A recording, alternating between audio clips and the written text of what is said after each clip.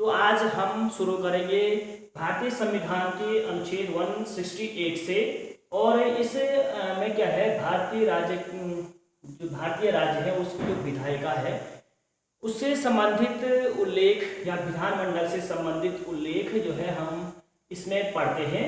तो भारतीय संविधान के जो आर्टिकल 168 है तो इसमें क्या उल्लेख किया गया है, प्रत्येक राज्य का एक विधानमंडल होगा। यानी कि जो हमारे देश में जो राज्य हैं प्रत्येक राज्य का एक विधानमंडल होगा, उसका जो उल्लेख किया गया है अनुच्छेद 168 में किया गया है। और जो विधानमंडल है उसमें हम क्या करते हैं, 3 अंग सम्मिलित करते हैं। जैसे पहला है जैसे राज्यपाल, दूसरा है विधानसभा और तीसरा है विधान परिषद। अब कई राज्यों में क्या है, हमारे विधानसभा है और विधान परिषद नहीं है, तो कहीं तो क्या है सिर्फ 2 ही अंग है, विधानसभा और राज्यपाल। और किन्हीं राज्यों में क्या है, तीनों अंग जो है जैसे विधानसभा भी है, विधान परिषद भी है और राज्यपाल, ये तीनों मिलके क्या करते हैं, विधानमंडल का निर्माण करते हैं। उल्लेख और उसका उल्लेख क्या है, विधानमंडल का 168 में किया गया है, अनुच्छेद 168। उसके बाद भारतीय संविधान का जो अनुच्छेद 169 है तो इसमें क्या उल्लेख किया गया है, संसद को अधिकार है कि वह किसी भी राज्य की विधान परिषद का गठन तथा विघटन कर सकती है। यानी कि जो हमारे, मैंने आपको अभी बताया कि विधान मंडल के 3 अंग होते हैं, राज्यपाल, विधानसभा और विधान परिषद। और इनमें क्या होता है, जो विधान परिषद है सभी राज्यों में नहीं है, और जो राज्य हैं उनमें विधान परिषद का जो निर्माण है या गठन या उसको समाप्त करने का जो अधिकार है वो संसद को दिया गया है। यानी संसद क्या करेगी, किसी राज्य में विधान परिषद का जो गठन भी कर सकती है और नहीं भी बना सकती है किसी राज्य में। और जैसे जो आपकी क्या है विधान परिषद है, वर्तमान में हमारे क्या है 6 राज्यों में विधान परिषद का उल्लेख है। अब 6 राज्य कौन कौन से हैं, जैसे हमारा पहला राज्य है तेलंगाना, दूसरा है आंध्र प्रदेश, तीसरा है कर्नाटक, चौथा है महाराष्ट्र और 5वां है बिहार, 6वां है उत्तर प्रदेश। इसके अतिरिक्त हमारे क्या है, ये 6 राज्य क्या है हमारे विधान परिषद वाले हैं। और वर्तमान में जिन राज्यों में क्या है हमारे विधान परिषद है वो क्या है 6 राज्य हैं। उसके बाद भारतीय संविधान का अनुच्छेद 170 क्या है, विधानसभा की संरचना। जो हमारे विधानमंडल है उसका जो निम्न सदन है या क्या है पहला जो सदन है वो क्या है विधानसभा है, तो इसकी संरचना का उल्लेख अनुच्छेद 170 में किया गया है। और इसमें कुछ महत्वपूर्ण तथ्य हैं, जैसे हमारा विधानसभा क्या है एक निम्न सदन है और इसमें विधानसभा में न्यूनतम क्या हो सकते हैं 60 सदस्य हो सकते हैं और अधिकतम 500 सदस्य हो सकते हैं विधानसभा में। उसके बाद जैसे एक अपवाद भी है या विशेष प्रावधान जो किया गया है, गोवा राज्य है जिसमें क्या है 40 सीटें हैं, जबकि न्यूनतम कितनी होनी चाहिए थी 60 सीटें होनी चाहिए थी, लेकिन गोवा हमारा एक राज्य है जहाँ क्या है विधानसभा में 40 सीटें हैं। उसके बाद जैसे विधानसभा से संबंधित जो चौथा महत्वपूर्ण तथ्य है वो क्या है, जो विधानसभा के सदस्य हैं वो जनता के द्वारा चुने जाते हैं, जनता के द्वारा प्रत्यक्ष रूप से चुने जाते हैं। और एक और तथ्य है, जैसे एक एंग्लो इंडियन सदस्य का जो निर्वाचन होता है वो क्या करता है राज्यपाल के द्वारा नियुक्त किया जाता है। जैसे उत्तराखंड में है तो यहाँ पे क्या है 71 हमारे क्या है विधानसभा सदस्य हैं, उसमें 70 तो निर्वाचित होते हैं और एक एंग्लो इंडियन राज्यपाल के द्वारा नियुक्त होता है। उसके बाद अनुच्छेद 171 है तो इसमें क्या है विधान परिषद की संरचना, जो हमारा मैंने आपको बताया विधानसभा और दूसरा हमारा विधान परिषद, तो उसकी संरचना से संबंधित उल्लेख अनुच्छेद 171 में किया गया है। तो इसमें विधानसभा के संबंध में और विधान परिषद के संबंध में कुछ तथ्य हैं, जैसे ये क्या है एक उच्च सदन है, जैसे विधानसभा निम्न था वैसे ही क्या है ये उच्च सदन है विधान परिषद। उसके अतिरिक्त क्या है इसमें न्यूनतम 40 सदस्य हो सकते हैं और अधिकतम सदस्य संख्या कितने हो सकते हैं, विधानसभा के 1/3 हो सकते हैं। यानी कि क्या है, जैसे हमारे उत्तराखंड की ही बात करें तो इसमें क्या हो सकते हैं, अगर यहाँ विधान परिषद का गठन होता है तो इसमें क्या होगा न्यूनतम तो 40 सदस्य हो सकते हैं और अधिकतम कितने होंगे सॉरी क्या 71 का 1/3 सदस्य जितना भी आएगा वो क्या हो जाएगा, उत्तराखंड में विधान परिषद के सदस्यों की संख्या रखी जाएगी अगर यहाँ पे विधान परिषद का गठन होता है तो। उसके बाद क्या है हमारा, ये विधान परिषद से संबंधित कुछ तथ्य और भी है, जैसे इसके 1/3 सदस्य क्या होते हैं, नगर पालिका के द्वारा नियुक्त चुना जाता है।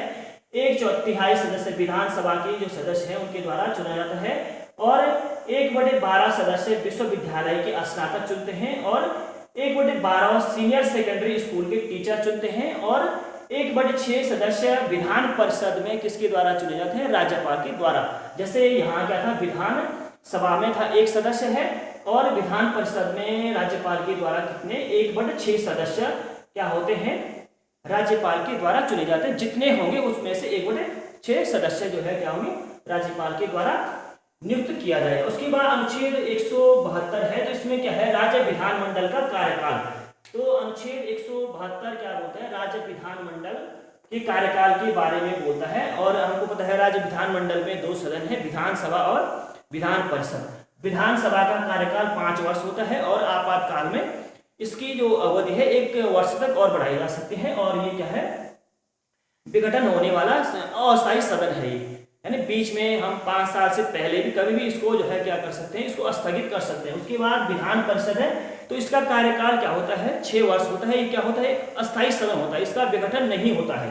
उसके बाद अनुच्छेद 173 है, तो इसमें क्या है, विधानसभा की सदस्यों की योग्यताएं, यानी जो विधानसभा के सदस्य हैं उनकी योग्यताओं के बारे में बताया गया है कि जो विधानसभा के सदस्य निर्वाचित होते हैं तो उनके लिए क्या योग्यताएं होनी चाहिए। जैसे वो भारत का नागरिक होना चाहिए, और दूसरा जैसे वो क्या होना चाहिए, 25 वर्ष की आयु पूर्ण कर चुका हो, पागल, दिवालिया, इस प्रकार की योग्यताएं उसको होना चाहिए। कोई जो है वाद के ऊपर न्यायालय में न चल रहा हो। तो इस प्रकार की जो योग्यताएं हैं विधानसभा का सदस्य निर्वाचित होने के लिए आवश्यक है, और उसका उल्लेख किसमें किया गया, विधानसभा के जो सदस्य हैं उनकी योग्यताओं का उल्लेख अनुच्छेद 173 में किया गया है। उसके बाद अनुच्छेद 174 है, तो इसमें क्या है, विधानमंडल का सत्र, सत्रावसान और विघटन, यानी जो हमारा विधानमंडल है तो उसका सत्र बुलाने से संबंधित और सत्रावसान और उसका विघटन करने से संबंधित उल्लेख किसमें किया गया, अनुच्छेद 174 में किया गया है। और इसमें क्या है, राज्यपाल क्या कर सकता है, विधानसभा या विधान परिषद अगर दोनों हैं तो उनके सदन के जो सत्र हैं उनको बुला सकता है, उनके सत्र को विघटित कर सकता है। तो इस प्रकार का जो उल्लेख है हमारे अनुच्छेद 174 में किया गया है। उसके बाद अनुच्छेद 175, इसमें क्या है, सदन या सदनों में अभिभाषण और उनको संदेश भेजने का राज्यपाल का अधिकार, यानी कि क्या है, अनुच्छेद 175 क्या उल्लेख करता है, सदनों में जो विधानमंडल के सदन है उसमें अभिभाषण या विधानमंडल में क्या कर सकता है, राज्यपाल संदेश दे सकता है विधानमंडल के सदस्यों को, राज्यपाल, अनुच्छेद 175 के द्वारा। उसके बाद अनुच्छेद 176 है, तो इसमें क्या है, नई सरकार बनाने या नई वर्ष के प्रथम वर्ष में राज्यपाल द्वारा विशेष अभिभाषण, यानी जब नई सरकार बनती है या क्या होता है, 3 सत्रों में से कोई भी सत्र होता है, बजट सत्र, शीतकालीन सत्र और मानसूनी सत्र होता है, तो इसमें राज्यपाल क्या कर सकता है, विशेष अभिभाषण देता है अनुच्छेद 176 के अनुसार। जब जैसे नई सरकार गठित हो जाएगी उसके बाद, जैसे अभी हमारे जो राज्य है उत्तराखंड, उसमें विधान सभा के चुनाव होने वाले हैं। अब जैसे वो क्या बन जाएगी, विधानसभा का निर्वाचन हो जाएगा, उसके बाद अनुच्छेद 176 के तहत क्या करेगा, राज्यपाल उसमें विशेष अभिभाषण देगा, और जो है राज्यपाल क्या करेगा, नई सरकार या नया जो सत्र हो जाएगा सरकार का, तब उस समय क्या देगा, अपना भाषण देगा अनुच्छेद 176 के तहत। उसके बाद अनुच्छेद 177 है, इसमें क्या है, सदनों के बारे में मंत्रियों और अधिवक्ता का अधिकार, यानी जो विधानमंडल है, यदि किसी में दोनों विधानसभा और विधान परिषद है तो ठीक, नहीं तो अगर एक ही सदन है तो उसमें जो मंत्री हैं और जो अधिवक्ता होता है, जो राज्य के महाधिवक्ता होते हैं, उनके संबंध में जो उपबंध है वो किसमें किया गया, अनुच्छेद 177 में किया गया है। तो इसमें क्या उल्लेख है कि जो मंत्री हैं और जो अधिवक्ता है, यदि क्या है, सदन के जो सदस्य के रूप में क्या है, उसका नाम है, बैठक हो रही है और उसमें क्या है, मंत्रियों का और या महाधिवक्ता का नाम है, तो वो क्या कर सकते हैं, उसमें बैठक में भाग ले सकते हैं, ठीक है ना, और विचार विमर्श कर सकते हैं, लेकिन वो क्या नहीं कर सकते, अपना मत नहीं दे सकते वहां पे, अनुच्छेद 177 के अनुसार। अनुच्छेद 178 क्या करता है? विधानसभा अध्यक्ष और उपाध्यक्ष। अनुच्छेद 178 में क्या है? विधानसभा के अध्यक्ष और उपाध्यक्ष का उल्लेख किया गया है। तो जब क्या हो जाएगा? विधानसभा का गठन हो जाएगा, यानी विधानसभा का जब निर्वाचन हो जाता है तब क्या होता है? विधानसभा के जो सदस्य हैं अपने में से ही क्या करते थे? अध्यक्ष और उपाध्यक्ष को निर्वाचित चुनते हैं। और इसमें क्या होता है? जैसे अध्यक्ष अनुपस्थित है तो उपाध्यक्ष उसके कार्यों का निर्वहन करता है, ठीक है ना। तो इस प्रकार का जो उल्लेख है, तो विधानसभा क्या करती है? 178 के तहत क्या करते हैं? अध्यक्ष और उपाध्यक्ष का चुनाव करती है या नियुक्त करती है, अनुच्छेद 178 के अनुसार। उसके बाद अनुच्छेद 179 है, तो इसमें क्या है? अध्यक्ष और उपाध्यक्ष के पद रिक्त होना या त्यागना, यानी कि जो आपका अध्यक्ष और उपाध्यक्ष है उसका पद कैसे रिक्त हो सकता है? 2-3 कारण हो सकते हैं। जैसे क्या है? जो विधानसभा है वो बहुमत पारित कर लेते हैं, ठीक है ना। अध्यक्ष और उपाध्यक्ष को हटाने का बहुमत पारित कर लेते हैं कि इनको हटाना है, तब क्या हो जाएगा? इसका पद रिक्त हो जाएगा, ठीक है ना। या ये क्या कर लेते हैं? विधानसभा के सदस्य है नहीं और जो है अध्यक्ष और उपाध्यक्ष नियुक्त हो जाते हैं, तो ऐसे में भी इसकी सदस्यता क्या हो जाती है? जो अध्यक्ष और उपाध्यक्ष है वो समाप्त हो जाती है, अनुच्छेद 179 के अनुसार। उसके बाद अनुच्छेद 180 है, इसमें क्या है? अध्यक्ष के पद के कर्तव्यों का पालन करने या अध्यक्ष के रूप में कार्य करने की उपाध्यक्ष या अन्य व्यक्ति की शक्ति, यानी अनुच्छेद 180 जो उल्लेख करता है वो क्या करता है? अध्यक्ष के रूप में कार्य करने की उपाध्यक्ष या अन्य व्यक्ति की शक्ति, यानी अध्यक्ष अनुपस्थित है तो उस समय एक उपाध्यक्ष उसकी अध्यक्षता करेगा सदन की। अगर अध्यक्ष भी अनुपस्थित है और उपाध्यक्ष भी अनुपस्थित है तो कोई अन्य जो व्यक्ति होगा, वरिष्ठ व्यक्ति, उसको जो नियुक्त किया होगा वहां पे सदन में अध्यक्षता करने के लिए, तो वो क्या करेगा? उसकी सदन की अध्यक्षता करेगा। उसके बाद अनुच्छेद 181 है, तो इसमें क्या है? जब अध्यक्ष या उपाध्यक्ष को पद से हटाने का कोई संकल्प विचाराधीन हो तो वो पीठासीन नहीं हो सकता, अनुच्छेद 181 में उल्लेख किया गया है। उसके बाद अनुच्छेद 182 में इसमें क्या है? विधान परिषद का सभापति और उपसभापति, यानी जैसे विधानसभा है वहां अध्यक्ष और उपाध्यक्ष है, वैसे ही जो है अनुच्छेद 182 में क्या है? विधान परिषद जो उच्च सदन होता है तो वहां पे क्या है? सभापति और उपसभापति होते हैं। और सभापति और उपसभापति का चुनाव कैसे होता है या निर्वाचन कैसे होता है, वहां पे नियुक्त कैसे होते हैं वो? तो जो सदन के सदस्य हैं, विधान परिषद के ही सदस्य हैं, वो क्या करते हैं? अपने में से ही किसी एक व्यक्ति को अध्यक्ष और एक को उपाध्यक्ष नियुक्त कर देते हैं, और अध्यक्ष अगर अनुपस्थित है कभी तो उपाध्यक्ष उसकी अध्यक्षता करता है। इस प्रकार दोनों का जो उल्लेख किया गया है अनुच्छेद 182 में किया गया है। उसके बाद अनुच्छेद 183 में क्या है? विधान परिषद के सभापति उपसभापति का पद रिक्त होना या त्याग और पद से हटाया जाना, यानी जो विधान परिषद है उसके सभापति और उपसभापति का पद कैसे रिक्त हो सकता है, कैसे जो है वो जो है हट सकते हैं। जैसे वही प्रावधान है, जैसे क्या है? दोनों सदन क्या करते हैं? विधान परिषद के सदस्य क्या करते हैं? बहुमत के द्वारा प्रस्ताव पारित कर लेते हैं अध्यक्ष और उपाध्यक्ष को हटाने के लिए, तो हट जाएंगे। उसके बाद जैसे क्या है? अब सभापति और उपसभापति नियुक्त हो जाते हैं विधान परिषद में, ठीक है ना। और वो क्या है? विधान परिषद के सदस्य है ही नहीं, और उसके बाद क्या करना पड़ेगा? अगर सदस्य नहीं है तो उनको त्याग पत्र देना पड़ेगा, वो उनको हटना पड़ेगा सभापति और उपसभापति के पद से, ठीक है। उसके बाद अनुच्छेद क्या है हमारा? 184 है, तो इसमें क्या है? सभापति के पद के कर्तव्यों का पालन करने या सभापति के रूप में कार्य करने की उपसभापति या अन्य व्यक्ति की शक्ति, यानी जो आपका अनुच्छेद 184 है वो क्या बोलता है? जो उपाध्यक्ष है वो क्या करेगा? अध्यक्ष की अनुपस्थिति में क्या करेगा? अध्यक्ष के रूप में कार्य करेगा। और अध्यक्ष और उपाध्यक्ष दोनों अनुपस्थित हैं तो कोई अन्य जो वरिष्ठ व्यक्ति हुआ है जो नियुक्त किया हुआ है अध्यक्ष के रूप तीसरे सदस्य के रूप में, तो वो क्या करेगा? सदन की अध्यक्षता करेगा बैठकों में, ठीक है। अनुच्छेद 185 क्या है? जब सभापति और उपसभापति यानी जो विधान परिषद है उसका सभापति और उपसभापति को पद से हटाने का संकल्प विचाराधीन हो, तब वो क्या नहीं हो सकता? पीठासीन नहीं हो सकता। जो कार्यवाही होंगी सदन की उसमें अध्यक्षता या पीठासीन नहीं हो सकता विधान परिषद के बारे में। उसके बाद अनुच्छेद 186 है, तो इसमें क्या है? अध्यक्ष उपाध्यक्ष एवं सभापति उपसभापति के वेतन और भत्ते, ठीक है। हम जानते हैं कि क्या है? विधानसभा में अध्यक्ष और उपाध्यक्ष होता है, ठीक है, और विधान परिषद में सभापति और उपसभापति होता है। तो इनके वेतन और भत्ते का उल्लेख किसमें किया गया? अनुच्छेद 186 में। जो हमारे विधायक होते हैं उनके जो वेतन और भत्ते हैं उसका उल्लेख अनुच्छेद 186 में किया गया है। उसके बाद अनुच्छेद 187 है, तो इसमें क्या है, राज्य विधानमंडल का सचिवालय, यानी जो हमारा राज्य विधानमंडल है, विधानसभा और विधान परिषद है, उनके सचिवालय के बारे में उल्लेख किया गया है कि उनका एक क्या होगा, सचिवालय होगा। अलग अलग जो भी अगर विधानमंडल में दोनों सदन है तो उनके अलग अलग क्या होंगे, अपने सचिवालय होंगे। उसके बाद अनुच्छेद 188 है, सदस्यों द्वारा शपथ या प्रतिज्ञान।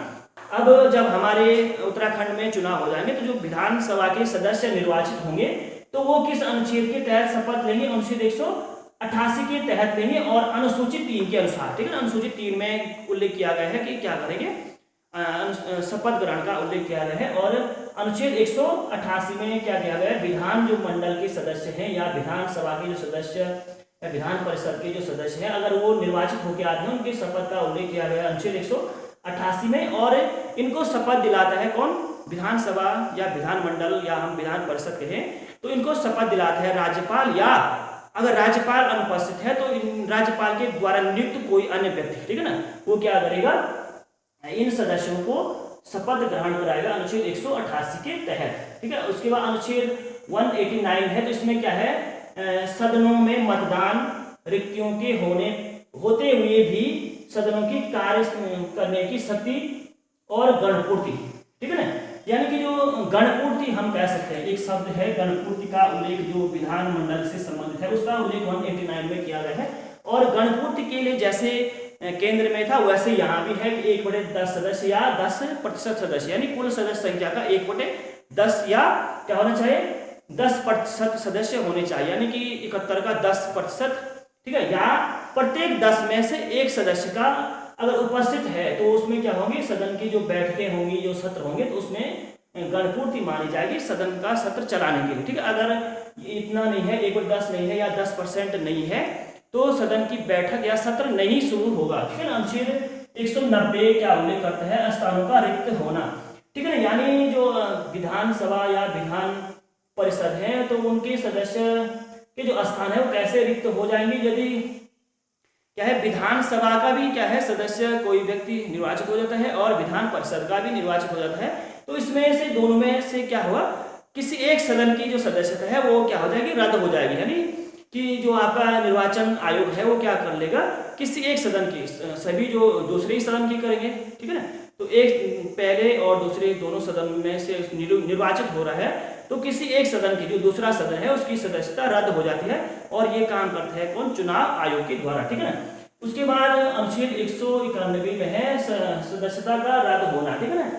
तो कैसे सदन के सदस्यों की सदस्यता रद्द होगी, वो अनुच्छेद 191 में उल्लेख किया गया है। और रिक्त कैसे होगा, यदि दोनों सदनों का सदस्य हो रहा है तो एक सदन का सदस्यता रिक्त हो जाती है, ठीक है ना। और रद्द होने का अर्थ क्या है, दोनों सदनों का सदस्य नियुक्त हो रहा है, ठीक है ना। और निर्वाचन आयोग क्या करेगा, एक सदन की दूसरे सदन, जो दूसरा सदन है उसकी सदस्यता उस सदस्य की क्या कर देगा, रद्द कर देगा, ठीक है ना। उसके बाद अनुच्छेद 192 है, तो इसमें क्या है, सदनों की सदस्यता रद्द करने से संबंधित प्रश्नों पर विनिश्चय, यानी कि जो सदन के जो सदस्य हैं, ठीक है ना, तो उनके सदस्यता को रद्द करने से संबंधित जो प्रश्न हैं, ठीक है ना, जो सबूत हैं वो पहले ही एकत्रित हो जाने चाहिए, ठीक है ना, तभी जो है हम उसको हटा सकते हैं, ठीक है। पहले ही उन प्रश्नों पे, यानी पहले ही हम क्या कर लेंगे, सबूत इकट्ठा कर लेंगे किस आधार पे हम उसको हटा रहे हैं, ठीक है ना। उसका जो उल्लेख है तो उसकी उल्लेख क्या गया है, अनुच्छेद 192 में किया गया है, ठीक है। सदनों की जो सदस्यता है,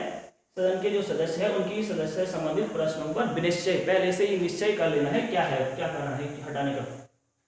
उसके बाद अनुच्छेद 193 है, तो इसमें क्या है, अनुच्छेद 188 के अधीन शपथ लेने, ठीक है ना, या प्रतिज्ञा। अनुच्छेद 188 में है हमारा क्या, जो विधानसभा या विधान परिषद के सदस्य हैं उनकी शपथ के बारे में उल्लेख, ठीक है ना। क्या है, अनुच्छेद 188 के अधीन शपथ लेने या प्रतिज्ञान करने से पहले या अर्हित न होते हुए या निरहित किए जाने पर बैठने और मत देने के लिए शक्ति, यानी कि क्या है, इस यदि क्या कर लेता है, 188 के अधीन, ठीक है, शपथ ग्रहण कर लेता है और वो क्या है, अर्हित नहीं है, यानी योग्य नहीं है, तो जो सदन की बैठकें होंगी तो बैठक में जो है क्या है, मत देने की शक्ति उसको प्राप्त नहीं होती है, ठीक है ना। बैठक में अगर भाग लेता है तो उसके द्वारा क्या होगा, बैठक में भाग लिया जाता है उसके बाद भी, ठीक है ना, शपथ ग्रहण करने के बाद भी अगर क्या करता है सदन का सदस्य बैठकों में भाग लेता है और सदस्यता उसकी रद्द हो जा रही है कहीं पे, ठीक है ना, तो उसमें कुछ जुर्माने का उल्लेख किया गया है। प्रति बैठक में अगर भाग ले रहा है, ठीक है ना, तो उसमें 500 के हिसाब से जुर्माना लिया जाएगा अनुच्छेद 193 के अनुसार, ठीक है ना। उसके बाद अनुच्छेद 194 है, तो इसमें क्या उल्लेख किया गया है, विधानमंडल के सदनों तथा उनके सदस्यों और समितियों की शक्तियां और विशेष अधिकार। जो विधानमंडल है, ठीक है ना, उसके जो सदन है, विधानसभा और विधान परिषद है, और उसके जो सदस्य हैं, ठीक है, और उनके द्वारा बनाई गई, सदस्यों के द्वारा बनाई गई जो समितियां हैं, ठीक है ना, उसकी जो शक्तियां हैं और विशेषाधिकार हैं, तो उसका उल्लेख संविधान के अनुच्छेद 194 में किया गया। यानी हम कह सकते हैं कि विधानमंडल के जो सदस्य हैं, ठीक है ना, और जो समितियां बनाई गई सदस्यों के, उनके जो विशेषाधिकार और शक्तियां हैं उसका उल्लेख किया गया है इसमें 194 अनुच्छेद में, ठीक है। उसके बाद अनुच्छेद 195 है, तो इसमें क्या है, सदस्यों के वेतन एवं भत्ते, ठीक है ना, विधानसभा के जो सदस्य हैं उनके वेतन एवं भत्ते का किसमें उल्लेख किया गया है, अनुच्छेद 195 में किया गया है, ठीक है। उसके बाद अनुच्छेद 196 है, तो इसमें क्या है, विधेयकों के पुनः स्थापन और पारित किए जाने के संबंध में उपबंध, ठीक है ना, इसमें उल्लेख किया गया किसमें, अनुच्छेद 196 में। उसके बाद अनुच्छेद 197 है, धन विधेयक से भिन्न विधेयकों के बारे में विधान परिषद की शक्तियों पर निर्बंधन। यानी कि जो धन विधेयक के अतिरिक्त जो विधेयक होते हैं, ठीक है, जो सामान्य विधेयक या साधारण विधेयक होते हैं, उससे संबंधित जो निर्बंधन है वो किसमें किया गया है, अनुच्छेद 197 में किया गया है, ठीक है ना। और जैसे धन विधेयक है, तो धन विधेयक सबसे पहले विधानसभा में पारित होता है, ठीक है, उसके बाद विधान परिषद में आता है। उसको तो विधान परिषद क्या करता है, 14 दिन तक अपने पास रख सकते हैं। और जो साधारण विधेयक होते हैं, तो उस विधेयक को विधान सभा में पारित होने के बाद विधान परिषद में आता है, तो उसमें क्या है, 6 माह तक जो है क्या कर सकती है, विधान परिषद रोक सकती है। उसके बाद अनुच्छेद 198 है, तो धन विधेयक के संबंध में विशेष प्रक्रिया का उल्लेख किसमें किया गया है, अनुच्छेद 198 में किया गया है। और धन विधेयक के संबंध में जो विशेष प्रक्रिया है या प्रक्रिया है उसका उल्लेख किया गया है इसमें अनुच्छेद 198 में, ठीक है ना।